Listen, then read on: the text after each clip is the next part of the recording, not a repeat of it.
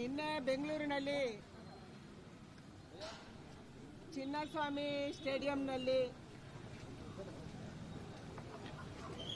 IPLನ ಸೆಲೆಬ್ರೇಷನ್ನ ಸಂದರ್ಭದಲ್ಲಿ ಆದಂತ ಕಾಲು ತುಳಿತ ನಮಗೆಲ್ಲರಿಗೂ ದುಃಖ ತಂದಿದೆ. ಯಾವುದೇ ಪೂರ್ವ ತಯಾರಿ ಇಲ್ಲದೇನೆ ಸರ್ಕಾರ ಇದ್ದಕ್ಕಿದ್ದಾಗೇನೆ ಸರ್ಕಾರ ಏನೋ ದೊಡ್ಡಸ್ತಿಕೆ ಮಾಡಬೇಕು ಅನ್ನುವಂಥ ಕಾರಣಕ್ಕಾಗಿ ವಿಧಾನಸೌಧದ ಮೆಟ್ಟಿಲುಗಳ ಮೇಲೆ ಮತ್ತು ಚಿನ್ನಸ್ವಾಮಿ ಸ್ಟೇಡಿಯಂ ಎರಡೂ ಕಡೆ ಸೆಲೆಬ್ರೇಷನ್ ಅನ್ನ ಆಚರಣೆ ಮಾಡುವುದಕ್ಕೆ ಯೋಚನೆ ಮಾಡಿತು. ನಾನು ಸರ್ಕಾರಕ್ಕೆ ಕೇಳುವಂತ ಪ್ರಶ್ನೆ ಅಂದ್ರೆ,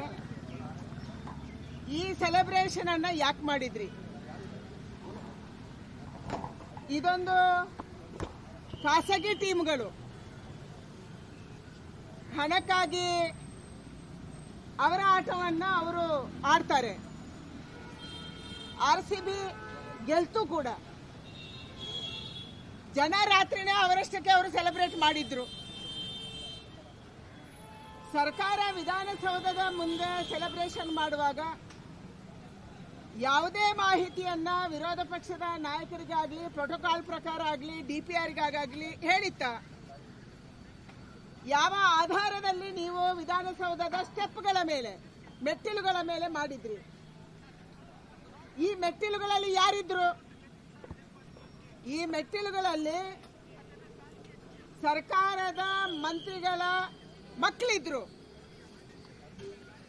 ಅವರನ್ನ ಹೈಲೈಟ್ ಮಾಡೋದಕ್ಕಾಗಿ ಅಥವಾ ಅವರ ಒತ್ತಡದಿಂದ ನೀವೇನಾದ್ರೂ ಸೆಲೆಬ್ರೇಷನ್ ಮಾಡಿದ್ರ? ಅಲ್ಲಿಂದ ಚಿನ್ನಸ್ವಾಮಿ ಸ್ಟೇಡಿಯಂಗೆ ನೀವ್ ಯಾಕೆ ಬಂದ್ರಿ? ಅಲ್ಲಿ ಉಪಮುಖ್ಯಮಂತ್ರಿಗಳೇ ಆ ಕಪ್ಪನ್ನು ಎತ್ಕೊಂಡು ಅದಕ್ಕೆ ಚುಮ್ಮಿಸ್ಕೊಂಡು ಅದನ್ನು ಓಡಾಡಿಸುವಂತ ಅಗತ್ಯ ಏನಿತ್ತು? ಇದು ಇಂಟರ್ನ್ಯಾಷನಲ್ ಸ್ಪರ್ಧೆನೂ ಆಗಿರ್ಲಿಲ್ಲ, ಅಥವಾ ಕರ್ನಾಟಕಕ್ಕೇನೋ ಲಾಭ ಆಗುತ್ತೆ ಅನ್ನುವಂಥ ಸ್ಪರ್ಧೆನೂ ಅಲ್ಲ.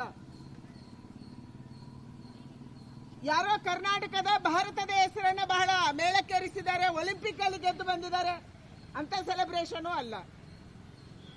ಪೂರ್ವ ತಯಾರಿ ಇಲ್ಲದೇನೆ ಪೊಲೀಸರ ಅನುಮತಿಯನ್ನು ಪಡೆಯದೆ ನೀವು ಸೆಲೆಬ್ರೇಷನ್ ಹೆಂಗ್ ಮಾಡಿದ್ರಿ?